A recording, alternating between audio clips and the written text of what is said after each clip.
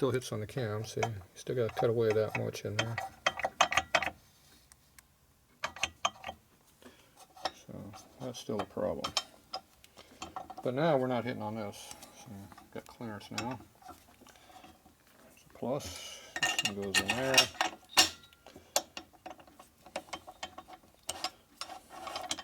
And like I said, this needs to go in there too, but I don't feel like beating on right now. Especially now I know I got to take this whole thing back apart and cut the case out for clearance. Or I got to cut the cam lobe off. I think we want to do that one. So the next problem is when this thing goes down there, is it going to hit on it? See, right now it hits on the cam pretty hard because it's in the wrong spot. Okay.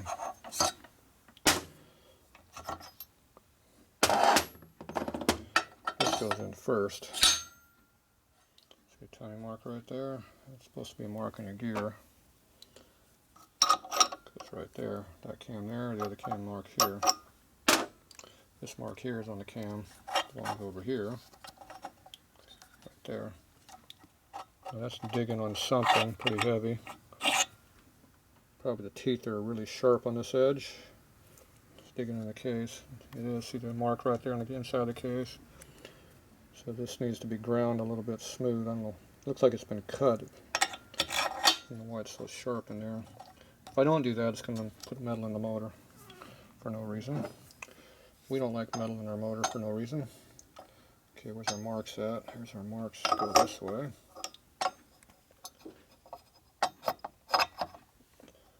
Okay. There's that mark lined up, and that would be, if the crank was there, it would be right there. So now we got to do this. We need to make sure that that big ass lobe doesn't come around and nail that distributor gear right there. That lobe hit the gear. See that one right there? I don't like doing that. So you gotta rotate the cam around and make sure it doesn't hit. Appears to be clearing. So the way you make sure it clears is you put on the high spot. And you take a feeler gauge like this. And you stick it in there. See if it hits. Now you don't need a lot of clearance, but 10 thou would be nice. The old standard 8 to 12 clearance on most everything works pretty good. So right now, we don't really have 10 thou. It's kind of rubbing on it as you drop it in, it rubs it. And I don't have this position, so I don't know where it's going to actually sit. Let's drop down to a 6/1000. See if we have that right now. See how it's sucking that in up and down because it's hitting on it. So we don't have clearance. That's 5 thou. We ain't got 5. That means it's pretty much it could hit. So that means we're going to have to grind those teeth away a little bit to get some clearance. So this obviously is some kind of a high lift cam. I have to go look up to see what the hell an S grind is. But obviously it's some kind of a hot rod number. Unknown.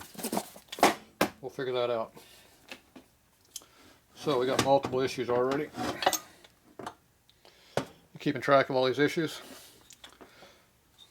We got an oil pump that doesn't fit on the shaft, don't fit in the gear. We got a breather that's heating on the case. We have a cam lobe that's hitting on the inside of the case, and we got a cam lobe hitting on the circuit breaker gear. And that's as far, we ain't got it all together yet. That's just initially what we got wrong. So this is our cover. We need a gasket for a sample.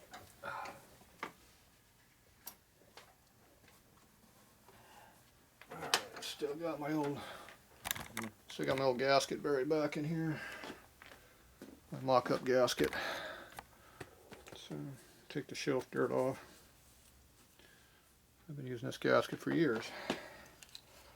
We don't have the dowel pin, so we don't know exactly where it's going to sit, but at least it'll work right there. Till it drops. It's alright. It can drop. We just get it up here where it belongs. Just want to go up further. Okay, it's fighting me a little bit.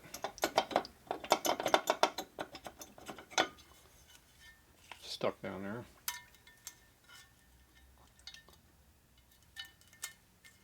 So what we're going to do is we're going to make a little holding tool. You might recognize these, they're called screws.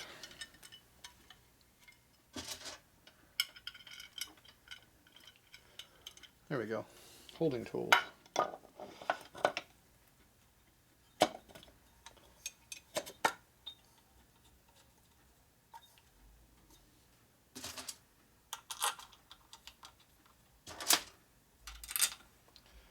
So you don't need too many in there, just a couple to kind of line things up. As you like having at least one more on this side over here. You want the curve to kind of go in flat. Feels like we're hitting on something. Does not feel flat to me. Okay, so for now we're going to get rid of some of the junk we don't need right now because we got a lot of that in the way. I'm getting tired of tripping over this stuff.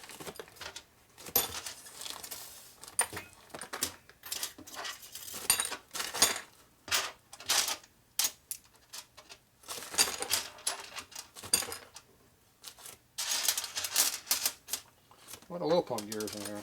Snap rings. That's the one snap ring we need.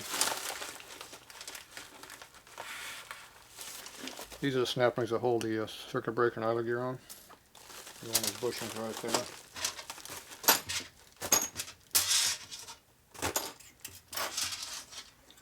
I don't need that right now. That I'll keep that. We can work on it. Don't think we need that anymore.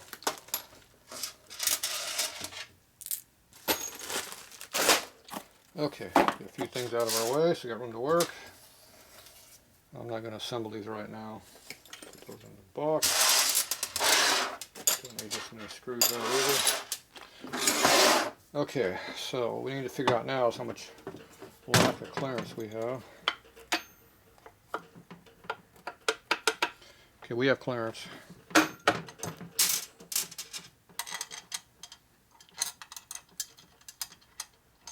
What's going on here?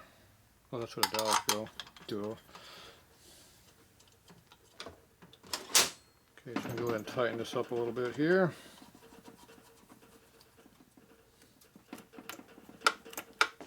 Make sure you don't bottom something out.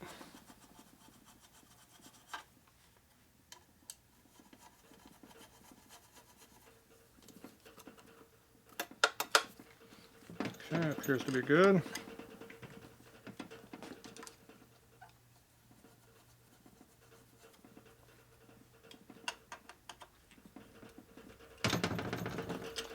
I got those 4 screws in there now, and we have some clearance.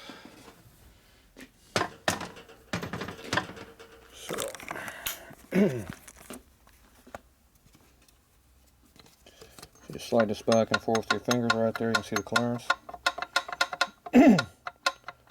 So we'll put a feeler gauge in there, and it looks like it's right on the tighter side of numbers I like. So I like 8 to 12 on this kind of stuff. So. It looks like it's only got about 6 in there to me, but yeah, probably got more than that. Probably got 8 in there. Let's see, there's 8.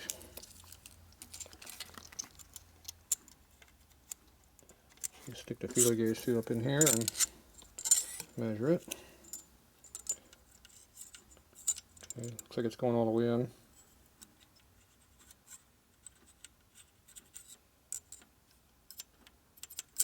Okay, so we got our minimum, got our 8. Okay, the other thing we look at is we can see how much clearance we got in here right now. Nope, down in there.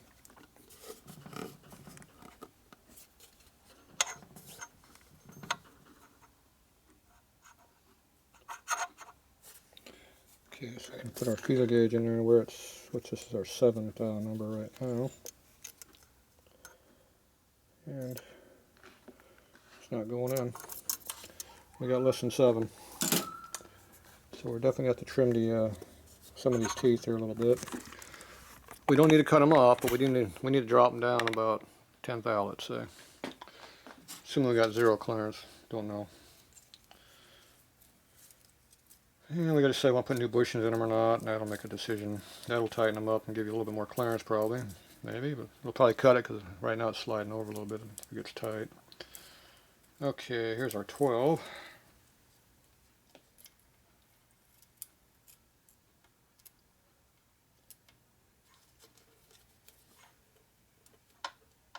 Got a lot more than I thought I had. It's got plenty in there. Let's see, here's 19.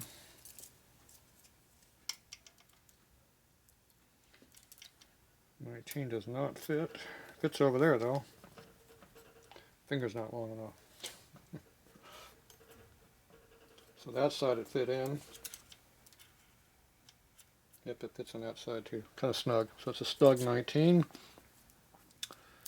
So if we take out 5, we'll be at 14. This is not tight all the way, so it'll probably drop to 13 or so. And the next drop will be down to 8, which is my low number, so I'll probably leave it looser than tighter. It's always better to be a little loose on this stuff. So that was a 50 thou thrust washer, so it looks like we'll be putting a 55 in there. Probably more like we need. 60 would work, but a little bit tighter than like, but anyway. The other test you do is you check the backlash in your gear teeth by put your fingers in here and go back and forth like this, and you'll hear them go click, click, click, click. And that tells you how tight the gears are here. So you're bottomed out, there's no clearance. If you come up a little bit, so you got that clearance. Hear that? So when you only got just a little clearance,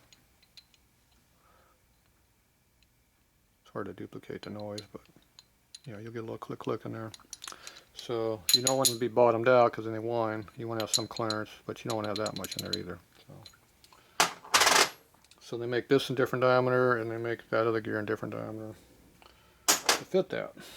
Usually on old motors we don't care because they make so much noise, who cares? But it's something that you can do if you want to do it right. You can tighten that clearance up and get it down to something more presentable like it should be.